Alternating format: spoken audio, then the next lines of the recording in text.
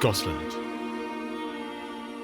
Renowned for its castles, lochs, wildlife, and stunning scenery.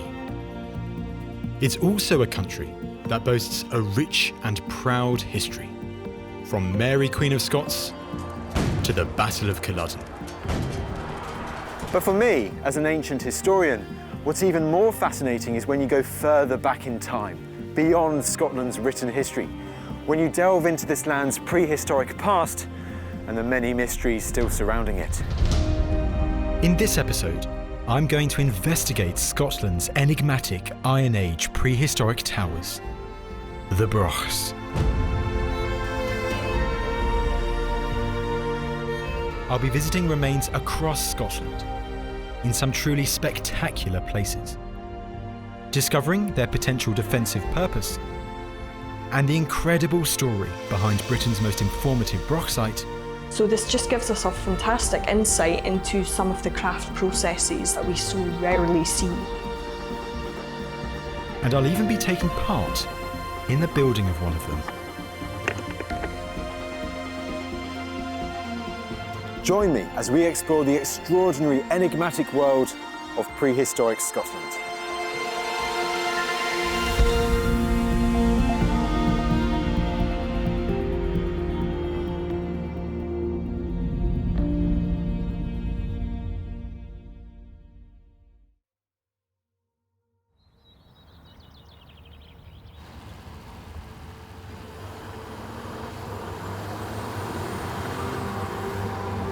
My journey through Scotland's prehistoric past has taken me from Stone Age Orkney, with its amazing 5,000-year-old structures, to the mysterious stone carvings and burials of Bronze Age Kilmartin Glen.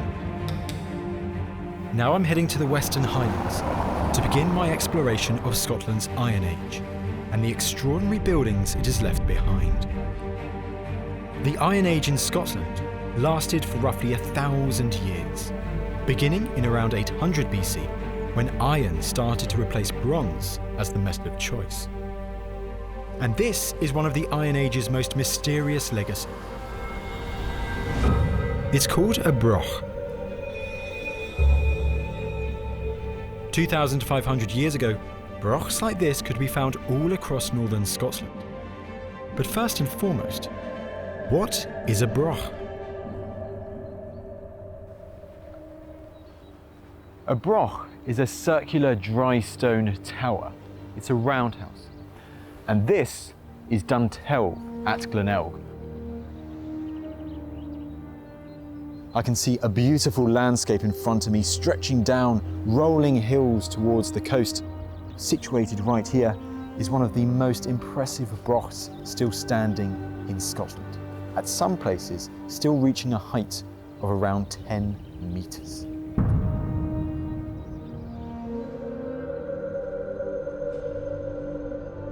The origins of brochs are debated, but they likely stretch back to the end of the preceding Bronze Age, when climatic deterioration forced societies to adapt and to build new kinds of structures to live in. These included circular stone buildings called Atlantic roundhouses. Over time, these houses became more and more complex, ultimately resulting in the brochs. No two brochs are the same. The building of these Iron Age skyscrapers varied across Scotland, but there are some regular features.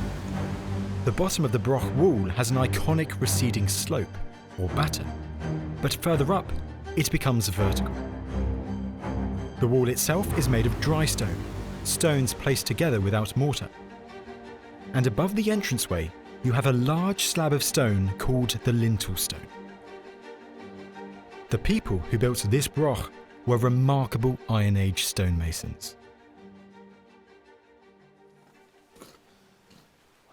And here we have the heart of the broch itself. It's quite a wide, open area, some 10 metres in diameter. You can imagine a hearth being here right in the centre, human activity happening all around, perhaps animals placed in lower levels. And it's also a really interesting place where you can see some other very iconic architectural features. As you walk near the inner wall of the Broch, you notice this line of stones protruding from it. Now this is a scarcement, and it indicates where a floor would have been on the initial Broch. Now Duntelv has two scarcements. We have one at eye level right here, and the other is right up there near the top of the structure. It's unlikely that that top one was to indicate another floor, but it's almost certain that it was to hold up the roof of this Broch.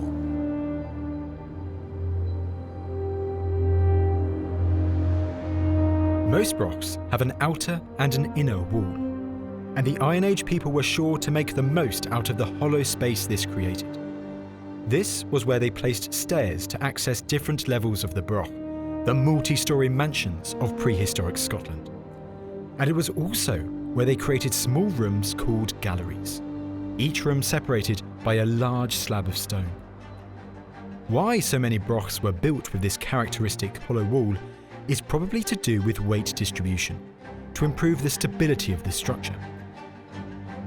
Making sure these towers didn't collapse was evidently a major concern for those prehistoric architects building Brochs like Duntelv, evidenced by another peculiar feature.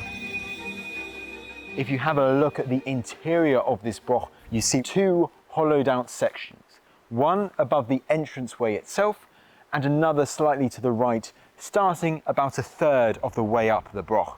Now these are called voids. They're a more unusual part of the Broch. You don't see them in every Broch across Scotland, but their function is probably similar to that of the hollow wall.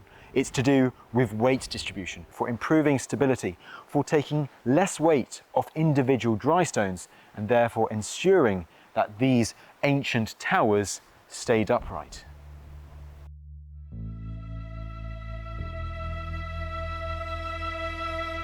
In their prime, Brochs like Duntelv were the megastructures of northern Britain, stone symbols of power that dominated the local landscape. But they were also homes, and to learn more about that, it's time to head much further north. I've come to Clachtoll in the far northwestern reaches of Scotland, in Sutherland. It's a place I know relatively well. I've been coming to this area of Britain since I was 6 years old. It is, in my opinion, one of the most beautiful areas in the whole of Britain. But Clachtoll is also home to one of the most important Broch sites in the country, one that has now revealed some stunning secrets.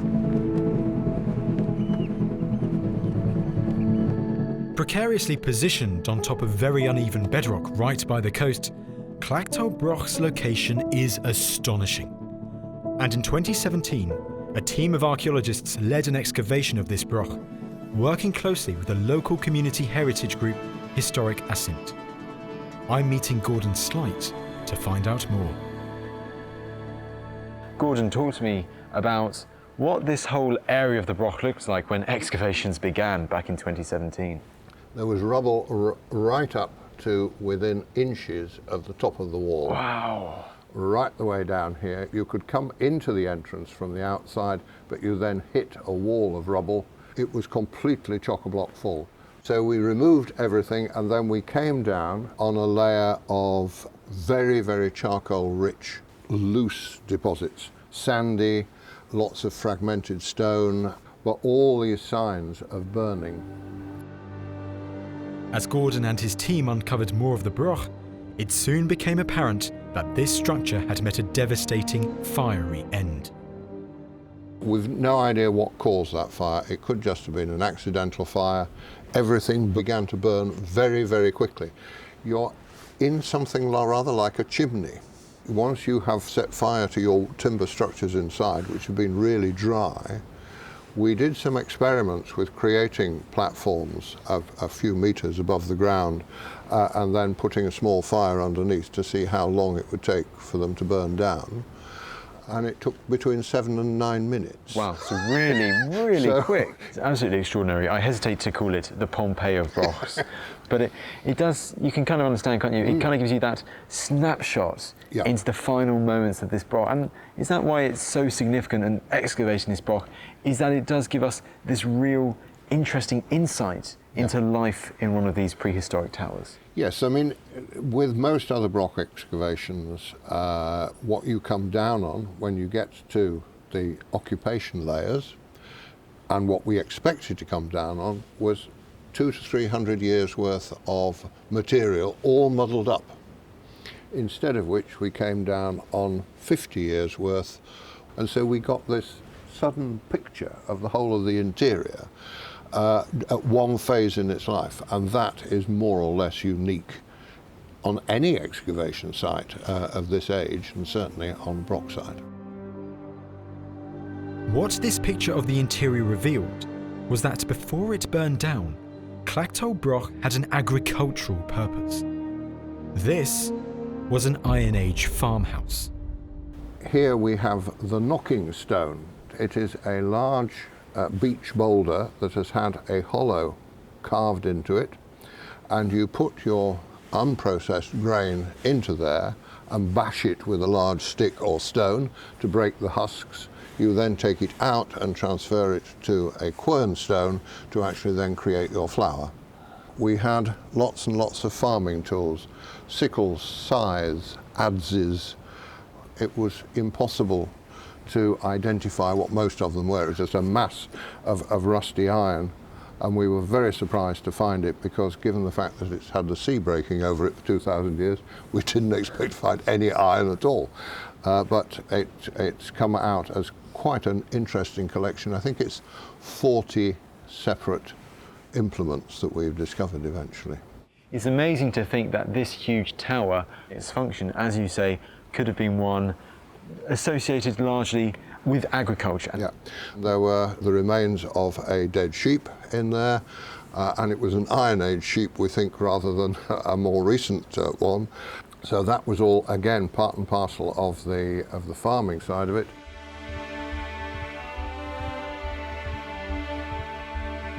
I'm keen to learn more about Clachtoll's groundbreaking excavation and the artefacts they uncovered. So I've come to AOC Archaeology's HQ in Edinburgh. I'm meeting Dr. Graham Cavers, who led the excavation.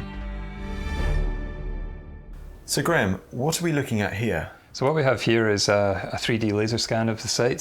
So this is the Broch recorded in really high level of detail using 3D laser scanning. And that's allowed us to reconstruct the position of every stone in this building, but also all the intramural spaces, or the galleries within the wall, that help us understand how the Broch was built and used. One of the things that's most useful about 3D data is that we can render it in different ways. So we're able to show, the different height on the structure. So the red colour here is showing us the higher up parts of the building, and that's fading down to the oranges and the greens in the lower parts of the structure. So it just gives you a much better sense of the three-dimensionality of the building. It's thanks to technology like these models that Graham and his fellow archaeologists can precisely record the various structural elements of Clachtoll Broch, further piecing together this ancient tower's turbulent history. But the greatest treasures from the Broch were the artefacts they unearthed. Like Pompeii and other sites that experienced a sudden, violent end, Clachtoll's infamous fire has preserved an array of incredible objects. Dr. Dawn McLaren is going to show me a few of them.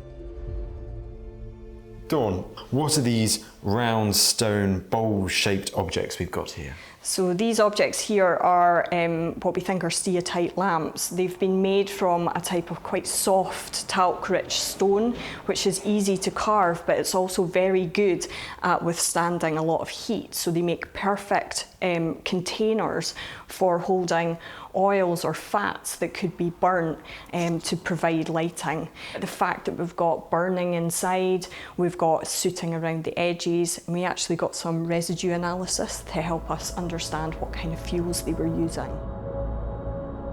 More than 2,000 years ago, these stone objects contained natural fuels, which Clachtoll Broch's occupants used to light up the inside of the farmhouse. These were Iron Age lamps. We found other objects which can help us to tell the story of these lamps in the form of these little wooden splinters. Oh, yes. Although they're a little abraded now just through the passage of time, these are what we think are fir candles, which are types of basically prehistoric matches. They're made of a very resinous wood, so they would have caught fire very quickly, and you could light one end, and that would have helped you to be able to transfer your fire either to the central hearth or into your little lamps. The artifacts uncovered from Clachtoll give us this incredible insight into what life was like inside one of these Iron Age towers. From how these people illuminated the interior to what they wore. These are examples of spindle whorls, and these were weights that were essentially put at the end of a wooden spindle, and this would have helped give a bit of weight so that you could spin wool into yarn. And we even have a fragment of the yarn surviving. This is amazing because this is ancient textiles, this is clothing, and this is something that normally we don't have that much evidence surviving of. Absolutely, and this has only been preserved due to the waterlogged conditions in one area of the Brochs, so we're very lucky to have found it. We quite regularly find the spindle whorls surviving, which tell us that there's textile production going on at these sites, but we so rarely ever see the textile itself or the yarn in the process of being produced. So this just gives us a fantastic insight into some of the craft processes that we know are going on, but we so rarely see. It's the survival of small, organic objects like this that makes the Clachtoll Broch excavation so extraordinary. We can see what these prehistoric people were crafting there roughly 2,500 years ago, and we can also see what they were eating. We know from our work on site that there were a variety of different areas around the Broch. We know that some areas were quite wet and probably would have remained unused. But we also have fantastic evidence from within the Broch itself of charred cereal grains. And the collection I'm holding here are charred barley grains which have been processed. Well, that's so fascinating. So these charred remains here that I'm guessing you don't get from many sites, but they reveal, you said, they're not taking everything from the sea, although they're right on the sea. Absolutely. They've got crops, they're eating lots of land-based agricultural foods. Yeah, a really mixed diet.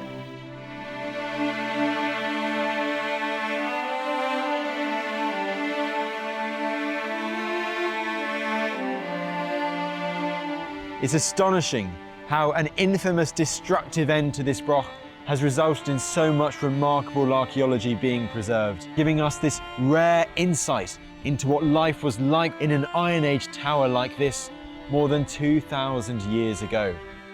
But for me, it's also astonishing because of this structure's transformation in recent history. How a dream by the local community set in motion a series of events that ultimately resulted in this groundbreaking excavation. An excavation that transformed Clachtoll from a collapsing set of stones into one of the most informative Broch sites in the whole of Scotland.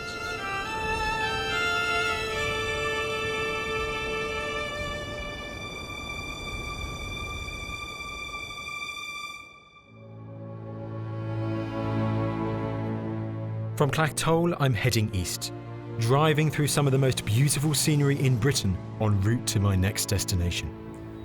This is Dundonegall, situated in the rural heart of Sutherland. Nestled next to the River Strathmore, it's a great example of how Iron Age communities didn't always build their brochs near the coast, but sometimes further inland, next to rivers.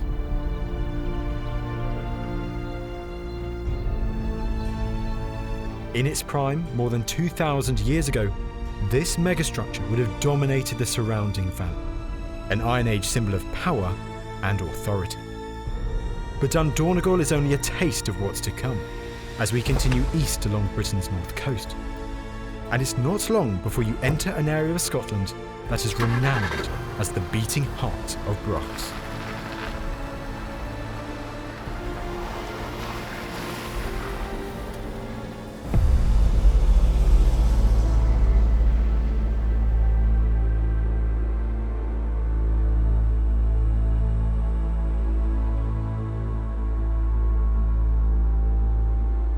I've come to Knivester in Caithness, just south of John O'Groats, near Britain's northeastern edge. And this here is Knibster Broch, situated on this promontory. Now, at first glance from ground level, you'd be forgiven for thinking that this Broch, well, it doesn't look that impressive. But that all changes when you see it from the air.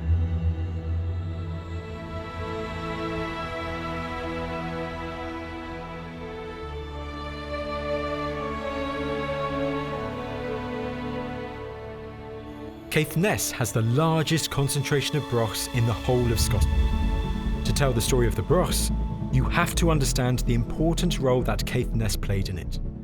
To help me understand, I'm teaming up with Ian McLean from the Caithness Broch project. Caithness is known as the home of the Broch because there's more Brochs in Caithness than there is anywhere else in Scotland. We've about over 200 Brochs, roughly. And we think that's down to the fact that there's more fertile ground in Caithness. And whereabouts in Caithness do we find Broch sites? There are a lot of Brochs along the coastline of Caithness, specifically this part here, but there's also just as many Brochs inland following the watercourses. Here at Knibster Broch, this is one of a concentration of many coastal Brochs that are built on top of a rocky promontory jutting out into the sea. Visually, Knibster is one of the most impressive Broch remains in the whole of Caithness. But constructed on top of this cliffside also begs a big military question. Could this Broch have served as a prehistoric fort, as a defensive bastion? The main mysteries of Brochs are the defensive structures. I mean, the walls are 5 metres thick, and that makes us think of things like castles.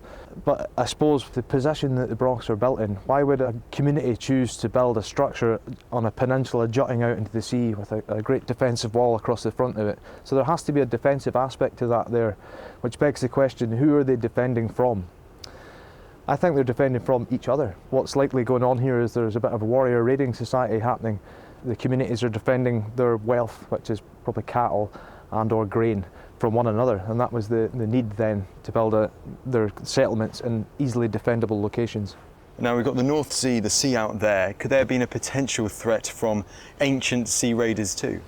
Yeah, there must be seagoing communities here. It's possible that they're raiding in their boats along the coast, and that is possibly why they've decided to build on this high cliffy promontory, which must be defendable not only from the land but also from the sea.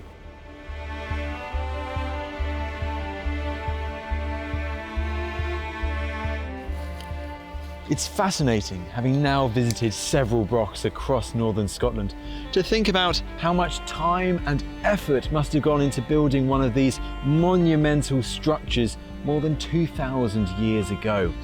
But how did they do it? Well, fortunately, I've come to the right place to find out more. Ian has brought me to nearby Spittal Quarry to show me how he believes one of these Brochs could have been constructed. This is actually a modern reconstruction of a Broch. It's a model Broch that was built as part of an experiment only about 10 to 15 years ago. So this is a great example of experimental archaeology in the flesh. Yeah, exactly, yeah.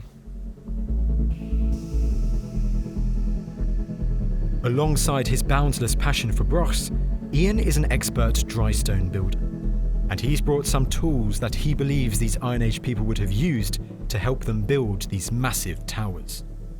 So this is the outside edge of the Broch wall now, which has that iconic batter, where the wall, as it ascends in height, slopes inward, and that gives the structure stability as it gets taller. To maintain the batter, they would possibly use a tool like this, which would measure the angle and the slope of the wall going up. So you would set that there, and when the line meets the dot there, you know that is set at the perfect angle. So this Broch here hasn't been built to such strict tolerances. The good ones that are still standing are well constructed Brochs, but I think for the most part the majority of them weren't so well constructed, which might show that they were built by members of the community and the families that were going to be living in them. Not everybody was an expert stonemason back then, and the quality of the stonework, the lack of quality of the stonework, can really reflect that.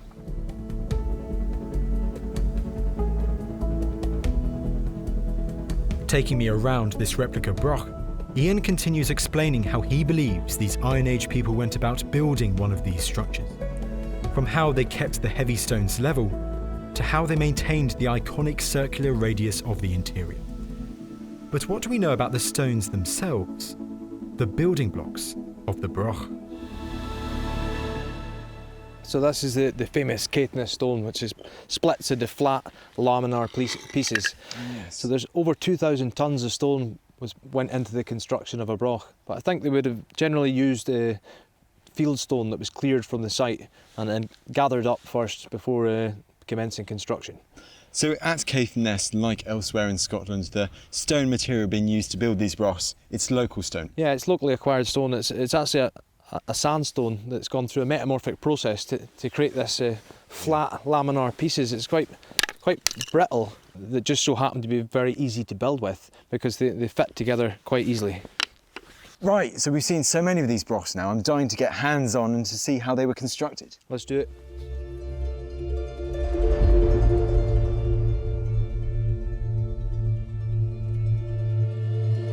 So there's this stone here that I'll give you. Okay. One of the key points here is to lay it with the length of the stone going into the wall, and that provides stability for it. So that having it this kind of way, we're thinking? That's it, it's more right there. Okay. Then once you've got your stone in position, you can see it's wobbling around a little bit. Yeah. So if you can put some of these pinning stones underneath it, Okay. all around, and then check to see if the stone is wobbling now. Yeah. When that's quite a bit more solid there we go. And then you can then use this tool here to check that it's in the radius for the rest of the building. There we go. And then so now you have this big gap here. Yes. And what's key to do here is to make sure that these gaps are filled up with more pinning stone. So if you could lay some of those stones in between those gaps These there. are slightly bigger ones, aren't they? That's right. Okay, yeah. So that all the gaps are filled up, all the voids are filled up with stone. And is there any particular technique for these smaller stones? I like to make sure that they're all lying on their flat and not okay. upright. It's a bit more flat, gotcha. Right. And is this something you see time and time again in the Brochs? These big stones and then these smaller ones in the gaps? That's right, yeah. So we also see diminishing courses. So we see the biggest stones in the Broch down at the bottom, and the stones are gradually getting smaller as the Broch gets taller, because who wants to be lifting huge stones up 10 metres high? Absolutely. Now, we've just done that actually relatively quickly with that big stone, these smaller ones all around it. But how much time, how many hours do you think it would have taken for a community to create a Broch like we've seen at Knibstow or somewhere else? There's been various calculations done on how long it would take to build 2,000 tonnes of stone. Most of those calculations are based on just the construction and not the acquiring of the materials and labouring them to the site. So they think it would take 3 teams up to 200 days just building alone. All across northern Scotland, more than 2,000 years ago, Iron Age communities were coming together to create these monumental prehistoric towers. All of them would have required a significant amount of time and effort, first to build and then to maintain by the local community. And it's these communities that I'm keen to learn more about. For that, I'm heading back to where our series began, Orkney. Today, Orkney is renowned for its extraordinary 5,000-year-old Stone Age remains. From massive tombs like Mace Howe to the best preserved Neolithic settlement in Western Europe. But the monumentality here didn't stop with the end of the Stone Age. This is Caithness, the remains of an Iron Age village on the northeastern coastline of the mainland.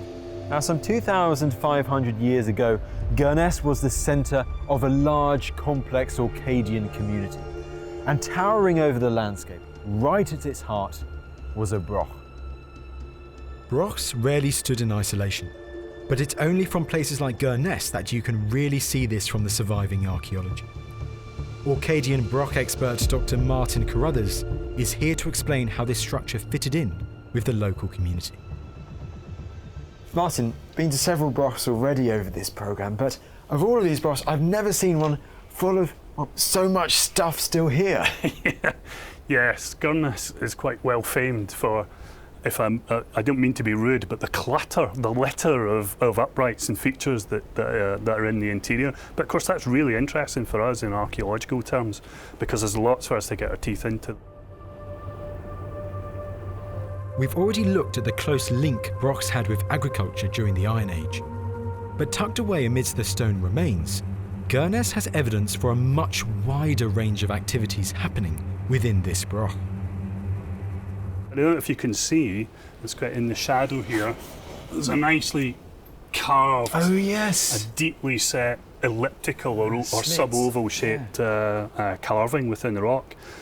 And this is an ingot mould. So this is the kind of thing that would be used by metal workers when they're preparing alloys, things like copper alloys of bronze and brass and the like, or even precious metals like silver. They're casting that stuff and they're pouring it into a mould like this.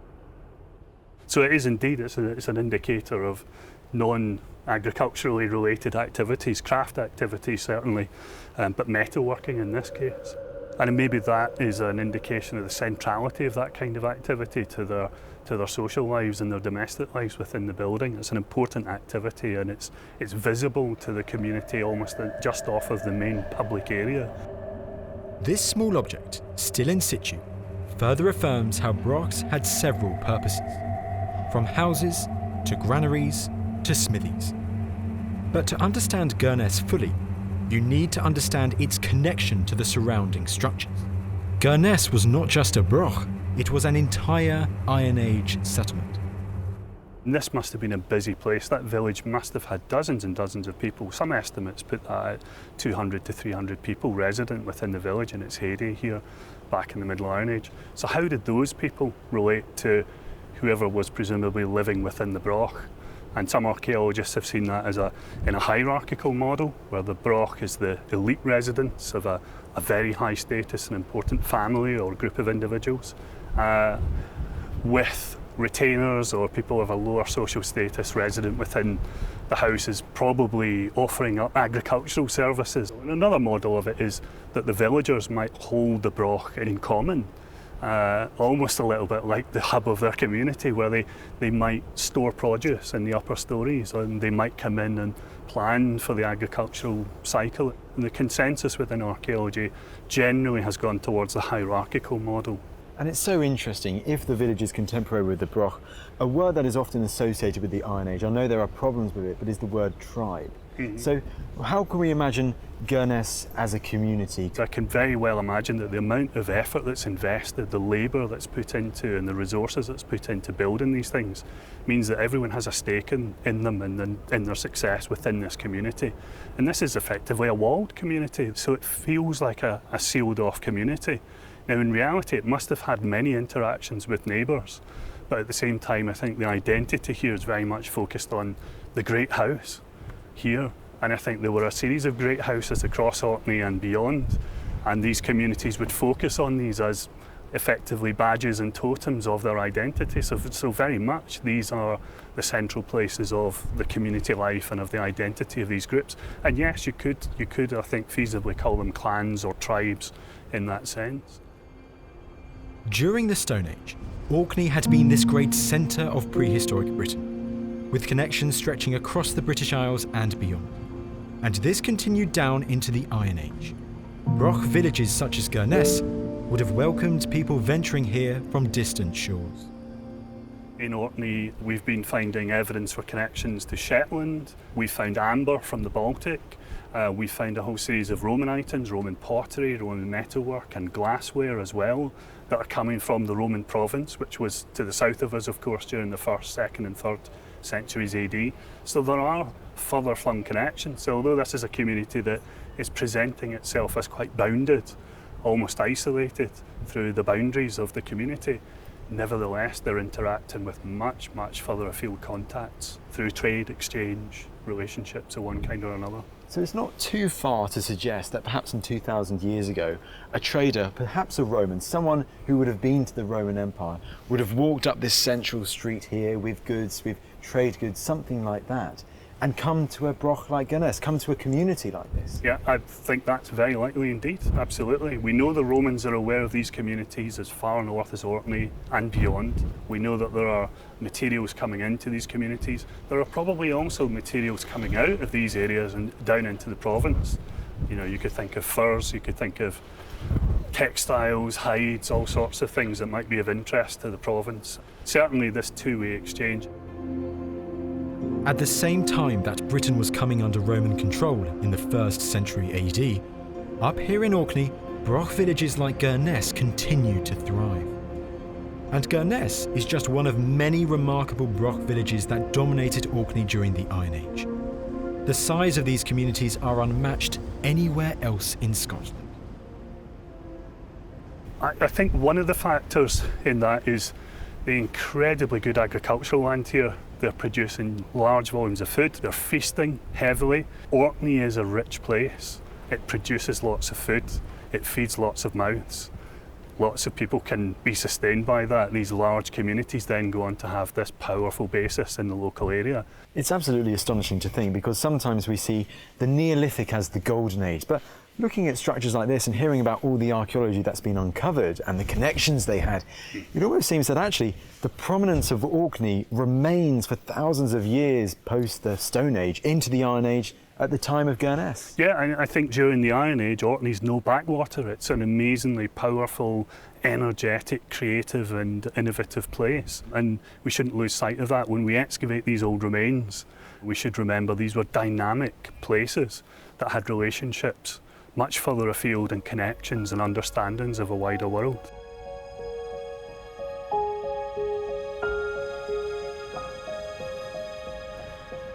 I've been fascinated by Scotland's prehistoric Brochs for years now. But in many ways, these Iron Age towers remain as enigmatic as ever. There are so many questions that still remain unanswered. But thanks to some extraordinary recent archaeological discoveries and the dedication of enthusiasts determined to preserve these structures, well, new information is starting to emerge. For their time, these Brochs were the megastructures of northern Britain.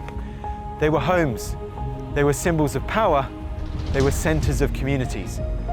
Visually, yes, maybe they don't look as striking as classical Greek temples or ancient Egyptian tombs today, but these Brochs, the pinnacle of Scotland's prehistoric architecture, well, they tell an incredible story about the Iron Age in the north of the British Isles. And who knows what secrets they'll reveal in the years ahead.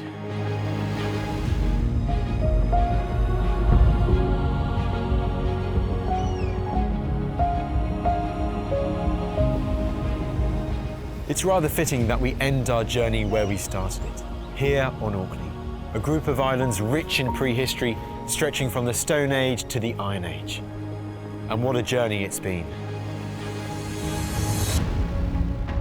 In this series, we've covered thousands of years of prehistory, travelling through some of the most striking scenery on Earth, meeting remarkable experts, and learning more about the lives of these ancient peoples who dwelled in this area of the world several millennia ago.